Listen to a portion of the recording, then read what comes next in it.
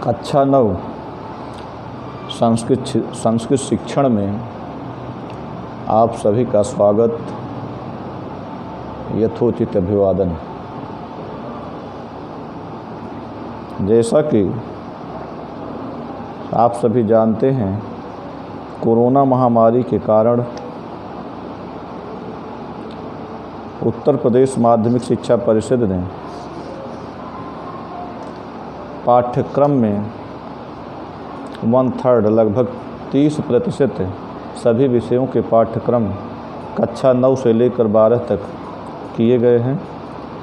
उसी क्रम में कक्षा 9 में भी संस्कृत का पाठ्यक्रम कम किया गया है।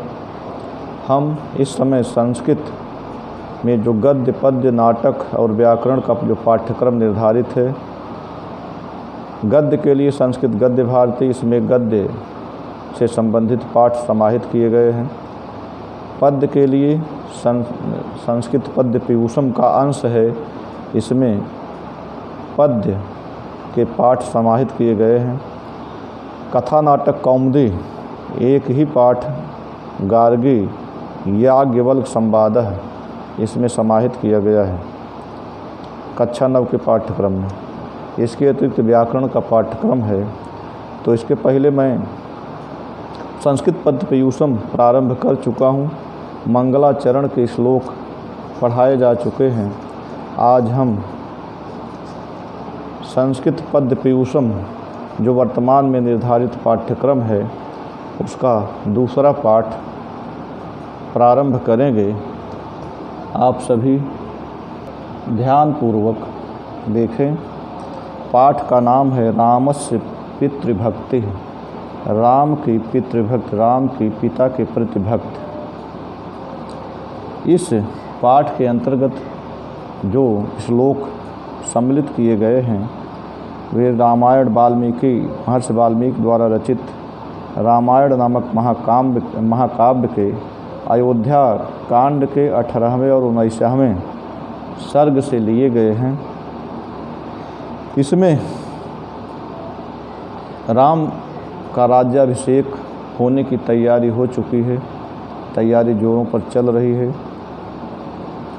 इसी बीच महारानी कैकेयी दशरथ से पूर्व में जो दशरथ ने उनको 2 वरदान दिया था युद्ध के दौरान, उन्हीं दोनों वरदान को मांग लिया है, जिसमें एक वर में अपने पुत्र भरत के लिए राजगद्दी और राम के लिए दूसरे वर के रूप में 14 वर्ष का वनवास। इस स्थिति में महाराज दशरथ सुमंत्र के द्वारा राम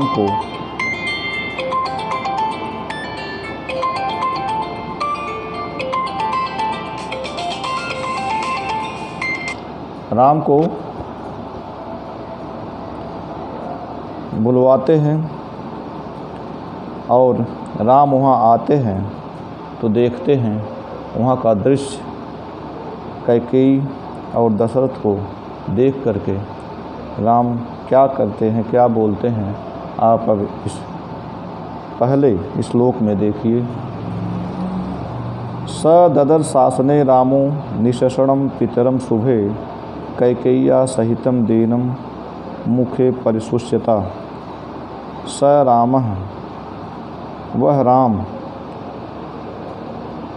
दीनम, दीन कहते हैं कि शुभे आसने कैकेय्या सहितम, कैकेयी के साथ शुभे आसने निशषणम पितरम ददर्श। राम जाते हुए देखते हैं कि कैकेयी के साथ महाराज दशरथ आसन पर बैठे हुए हैं। दीनम, दुखी हैं, मुखेन परिशुष्यता, और उनका मुख सूखा हुआ है। इस श्लोक का अर्थ फिर से देखें। स ददर शासने रामो निशषणम पितरम शुभे कैकेय्या सहितम दीनम मुखे परिशुष्यता। स रामः, वह राम जब भवन में जाते हैं तो दीनम दुखी और कैकेय्या सहितम कैकेयी के साथ शुभ आसन पर बैठे हुए मुखेन परिशुष्यता दीन दुखी और सूखे हुए मुख वाले पितरम ददर्श अपने पिता को देखा। एक बार इस श्लोक का अर्थ फिर से देखें। स ददर्श आसने रामो निशषणम पितरम शुभे कैकेय्या सहितम दीनम मुखे परिशुष्यता। स राम वह राम कहते हैं कि कैकेय्या सहितम कैकेयी के साथ शुभ आसन पर निशषणम बैठे हुए दीन दुखी मुखेन परिशुष्यता और सूखे हुए मुख वाले पितरम ददर्श अपने पिता को देखा। तब अब आप अगले श्लोक में देखें। सपितुश्चरणौ पूर्वम अभिवाद्य विनीतवत ततो बवंदे चरणौ कैकेय्या सुसमाहितः। कहते हैं राम पूर्वम पहले विनीतवत बड़े विनम्र भाव से पितुः चरणौ अभिवाद्य अपने पिताजी के चरणों में प्रणाम किया। ततः उसके बाद सुसमाहितः अत्यंत सावधानी से कैकेय्या चरणौ बवंदे महारानी कैकेयी के चरणों में प्रणाम किया, नमस्कार किया। फिर से श्लोक का अर्थ देखें। स पितुश्चरणौ पूर्वम अभिवाद्य विनीतवत ततो बवंदे चरणौ कैकेय्या सुसमाहितः। सह वह राम विनीतवत बड़े विनम्र भाव से पूर्वम पहले पितुः चरणौ अभिवाद्य अपने पिताजी के चरणों में प्रणाम किया। तत्पश्चात सुसमाहितः अत्यंत सावधानी से कैकेय्या चरणौ बवंदे अपनी माता और महारानी कैकेयी के चरणों में प्रणाम किया। फिर अब आप अगला श्लोक देखें। रामेत्युक्त्वा तु वचनम वाष्पपर्याकुलेक्षणम ससाक नृपतिर्दीनो नेक्षितुम नाभिभाषितुम। कहते हैं कि रामेत्युक्त्वा राम इतना कहकर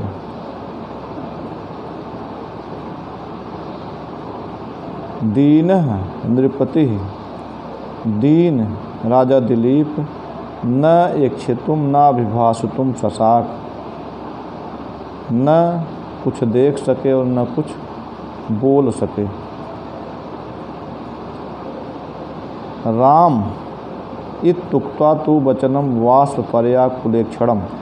कहते हैं राम इति वचनम उक्त्वा राम इतना कहकर यह बात कहकर एक शब्द कहकर वाष्पपर्याकुलेक्षणम आंसुओं से भरे हुए नेत्र वाले नृपति राजा दिलीप आंसुओं से भरे हुए नेत्र वाले दीन दुखी नृपति राजा दिलीप न इक्षितुम न अभिभाषितुम सताक न कुछ देख सके और न कुछ बोल सके। फिर से श्लोक का अर्थ देखें।